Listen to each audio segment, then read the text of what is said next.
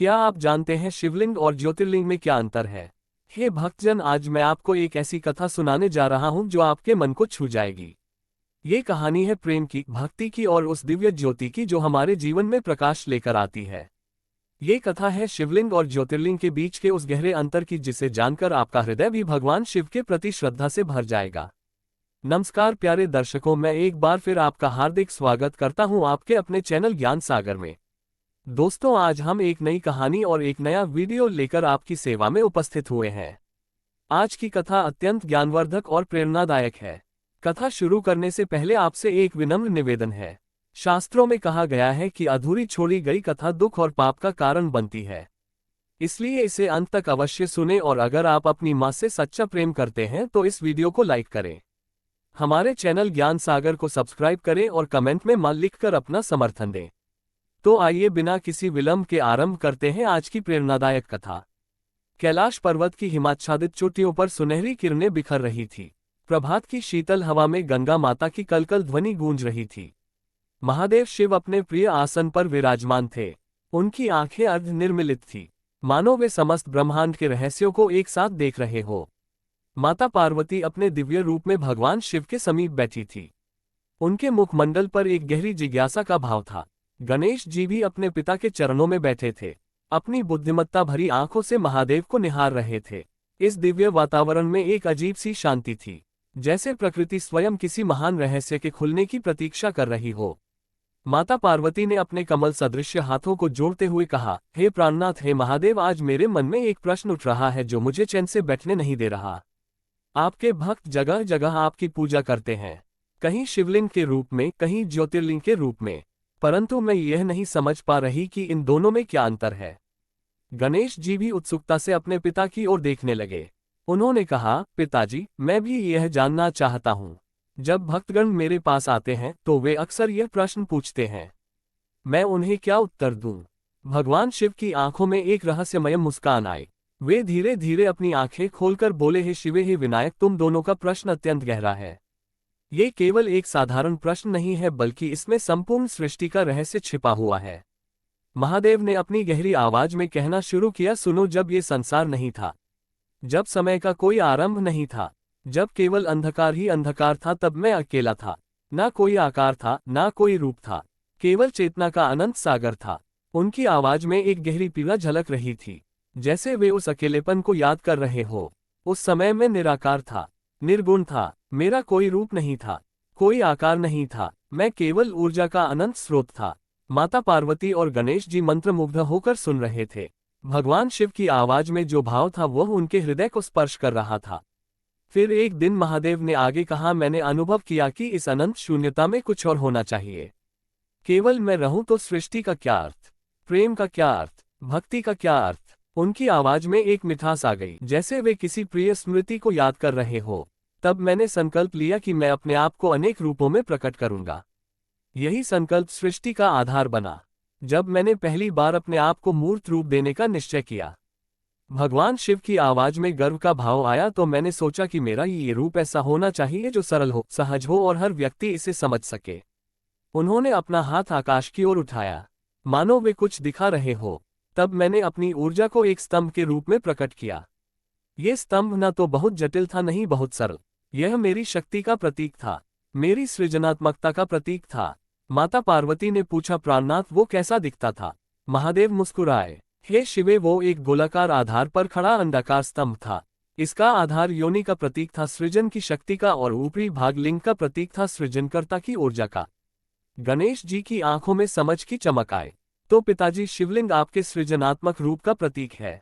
बिल्कुल सही कहा पुत्र, भगवान शिव ने प्रेम से कहा, शिवलिंग मेरा वह रूप है जो सृष्टि की रचना करता है, पालन करता है, और जब समय आता है तो संहार भी करता है। यह मेरी त्रिगुणात्मक शक्ति का प्रतीक है। भगवान शिव की आवाज में अब गहरी भावना आने लगी। जब मैंने पहली बार शिवलिंग के रूप में अपने आप को प्रकट किया तो देवता, ऋषि मुनि और समस्त जीव इसकी ओर आकर्षित हुए। वे समझ गए कि यह कोई साधारण पत्थर नहीं है, बल्कि साक्षात परमात्मा का रूप है। उनकी आवाज में गर्व था, लेकिन साथ ही विनम्रता भी। शिवलिंग की सबसे बड़ी विशेषता यह है कि इसमें कोई जटिलता नहीं है। एक छोटा बच्चा भी इसे समझ सकता है और एक महान संत भी इसमें गहरे रहस्य पा सकता है। माता पार्वती ने पूछा, तो क्या हर शिवलिंग में आपकी उपस्थिति है? महादेव की आंखों में करुणा का भाव आया। हे माते, यह बात सुनो और गांठ बांध कर रखो। जब भी कोई व्यक्ति पूर्ण श्रद्धा और भक्ति से किसी शिवलिंग की पूजा करता है तो मैं वहां अवश्य उपस्थित होता हूं। चाहे वह शिवलिंग सोने का हो या मिट्टी का, संगमरमर का हो या बालू का। उनकी आवाज में अब तीव्रता आई। भक्ति में शक्ति है, श्रद्धा में शक्ति है। जब यह शक्ति शिवलिंग पर केंद्रित होती है तो वह एक साधारण पत्थर से देवता का स्वरूप बन जाता है। अब भगवान शिव की आवाज में एक नई गहराई आ गई, मानो वे किसी और ही रहस्य की ओर जा रहे हो। परंतु शिवलिंग के बाद मैंने महसूस किया कि केवल मूर्त रूप ही पर्याप्त नहीं है। मुझे अपनी अनंत ज्योति को भी प्रकट करना होगा। उनकी आंखों में एक दिव्य चमक आई। तब मैंने निश्चय किया कि मैं कुछ विशेष स्थानों पर अपनी ज्योति के रूप में स्वयं प्रकट होऊंगा। ये स्थान साधारण स्थान नहीं होंगे, बल्कि ऐसे स्थान होंगे जहां मेरी ऊर्जा स्वयं निवास करेगी। गणेश जी ने जिज्ञासा से पूछा, पिताजी, पहली ज्योतिर्लिंग कहाँ प्रकट हुई? महादेव की आवाज में गर्व का भाव आया। सुनो पुत्र, यह कहानी अत्यंत रोचक है। जब ब्रह्मा और विष्णु के बीच यह विवाद हुआ कि उनमें से कौन श्रेष्ठ है, तो मैंने एक अनंत ज्योति स्तंभ के रूप में अपने आप को प्रकट किया। उनकी आवाज में अब एक रहस्यमय गूंज थी। वो ज्योति स्तंभ इतना विशाल था कि न तो ब्रह्मा इसका शिखर देख सके और न ही विष्णु इसका आधार। तब दोनों ने स्वीकार किया कि मैं ही सर्वोच्च हूँ। माता पार्वती ने आश्चर्य से पूछा, तो वह ज्योति स्तंभ कहाँ स्थापित हुआ? वही स्थान आज अरुणाचलम में तिरुनामले के नाम से जाना जाता है। महादेव ने गर्व से कहा, यही पहली ज्योतिर्लिंग थी जहां मैं स्वयं ज्योति के रूप में निवास करता हूं। भगवान शिव की आवाज अब और भी गहरी हो गई। अब सुनो कि ज्योतिर्लिंग क्या है। ज्योति का अर्थ है प्रकाश, दिव्य प्रकाश, और लिंग का अर्थ है चिन्ह या प्रतीक, अर्थात ज्योतिर्लिंग मेरे दिव्य प्रकाश का प्रतीक है। उनकी आवाज में अब एक विशेष तीव्रता थी। जहां शिवलिंग मेरे सृजनात्मक रूप का प्रतीक है, वहीं ज्योतिर्लिंग मेरे ज्ञान और प्रकाश का प्रतीक है। ज्योतिर्लिंग वे स्थान है जहां मैं स्वयं अपनी संपूर्ण शक्ति के साथ निवास करता हूं। माता पार्वती ने गहरी रुचि से पूछा, प्राणनाथ, क्या केवल एक ही ज्योतिर्लिंग है? महादेव मुस्कुराए, नहीं शिव, मैंने 12 स्थानों पर अपनी ज्योति को प्रकट किया है। प्रत्येक ज्योतिर्लिंग का अपना विशेष महत्व है, अपनी विशेष शक्ति है। गणेश जी ने पूछा, पिताजी, वे कौन से स्थान है?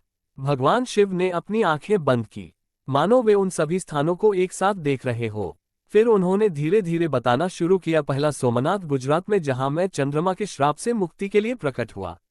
यहाँ की मेरी ज्योति चंद्रमा की भांति शीतल और मन को शांति देने वाली है। उनकी आवाज में करुणा का भाव था। दूसरा मल्लिकार्जुन, आंध्र प्रदेश में, जहां मैं अपने पुत्र कार्तिकेय के क्रोध को शांत करने के लिए माता पार्वती के साथ निवास करता हूँ।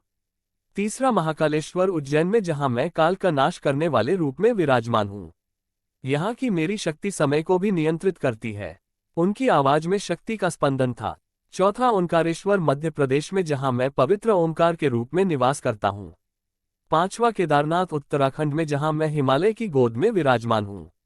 यहाँ की मेरी ज्योति हिमालय की भांति अईग और शाश्वत है। छठा भीम शंकर, महाराष्ट्र में, जहां मैंने भीमासुर नामक राक्षस का वध किया था। यहाँ मेरी शक्ति भीमकाय है। सातवां काशी विश्वनाथ, वाराणसी में, जहां मैं ज्ञान के रूप में प्रकट हूं। ये स्थान मेरा सबसे प्रिय है। भगवान शिव की आवाज में अब विशेष प्रेम का भाव आया। आठवां त्रयंबकेश्वर, महाराष्ट्र में, जहां से गंगा माता का उद्गम हुआ है। नौवां वैद्यनाथ, झारखंड में, जहां मैं वैद्यराज के रूप में रोगों का नाश करता हूं। 10वां नागेश्वर, गुजरात में, जहां मैंने नागासुर का वध किया था। 11वां रामेश्वर, तमिलनाडु में, जहां भगवान राम ने मेरी पूजा की थी। और 12वां घुश्मेश्वर, महाराष्ट्र में, जो अंतिम ज्योतिर्लिंग है। अब भगवान शिव ने अपनी आवाज को और भी गंभीर बनाया। अब मैं तुम्हें वह रहस्य बताता हूं जो सबसे महत्वपूर्ण है। शिवलिंग और ज्योतिर्लिंग में क्या अंतर है? उनकी आंखों में गहरी समझ की चमक थी। शिवलिंग मनुष्य द्वारा स्थापित किया जा सकता है। कोई भी व्यक्ति श्रद्धा और भक्ति से शिवलिंग की स्थापना कर सकता है। यह मेरे सगुण रूप का प्रतीक है। परंतु ज्योतिर्लिंग स्वयंभू है। उनकी आवाज में अब दृढ़ता थी। इसे कोई मनुष्य स्थापित नहीं कर सकता। यह मेरी इच्छा से, मेरी शक्ति से स्वयं प्रकट होता है। माता पार्वती ने आश्चर्य से पूछा, तो क्या ज्योतिर्लिंग में आपकी उपस्थिति अधिक है? महादेव ने मुस्कुराते हुए कहा, नहीं शिवे, ये गलत सोच है।